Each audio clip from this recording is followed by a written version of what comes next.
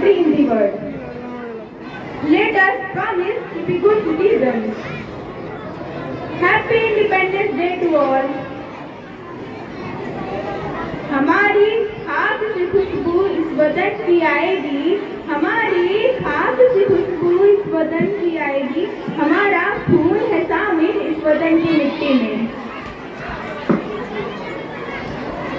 सब पैसों को दिलों में भर बैठे, सब पैसों को दिलों में भर बैठे, तो कोई लड़कियों के नाम जिंदगी कर बैठे।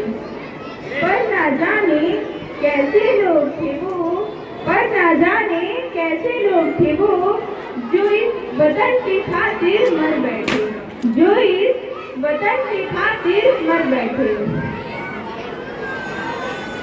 महोदय, दर्द हद से तब गुजरने लगता है जब मेरी आंखों के सामने ताज, पुलवामा, छत्तीसगढ़ में शहीद हुए जवानों के सत विसत अधजले शरीर के टुकड़े और कश्मीर के खून से सनी लाल रंग की सड़कों के दृश्य सामने दिखाई पड़ते हैं।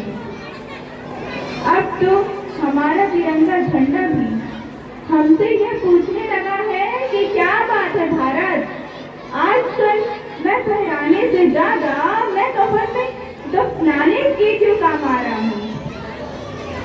महोदय, हृदय तो उस दिन फट गया जब बूढ़ी माँ अपने बेटे के चित्रों को देखकर बोली कि साहब, आप तो भर्ती में 1 इंच भी कम नहीं लेते, मैं आधा शरीर कैसे ले लूं।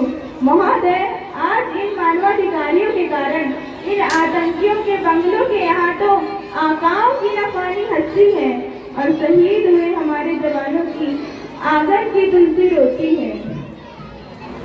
और जब शहीद हुए जवान की विधवा की वेदना चीख चीख कर यह कहती है कि प्यार भी भरपूर गया, मांग का सिंदूर गया, नन्हे नौनिहालों की लंगोटियां चली गई, छोटी छोटी बेटियों की चोटियां चली गई। और आपके लिए तो एक आदमी मरा है साहब, और आपके लिए तो एक आदमी मरा है साहब, मेरे घर की तो रोटियां ही चली गई। मैंने ढूंढा बहुत वो जहां ना मिला, मैंने ढूंढा बहुत वो जहां ना मिला, मेरे वतन जैसी ना जमीन ना कोई आसमां मिला। हमारे देश के 10वें प्रधानमंत्री श्री अटल बिहारी वाजपेयी जी ने अपनी भूमि के प्रति अपनी कृतज्ञता व्यक्त करते हुए कहा था कि भारत कोई भूमि का टुकड़ा नहीं, एक जीता जागता राष्ट्रपुरुष है। अटल जी ने कहा था कि ये सिर्फ देश की धरती ही नहीं, ये वंदन की धरती है, अभिनंदन की धरती है, यह अर्पण की भूमि है, यह दर्पण की भूमि है। इसकी नदी नदी हमारे लिए गंगा है, इसका कंकड़ कंकड़ हमारे लिए शंकर है।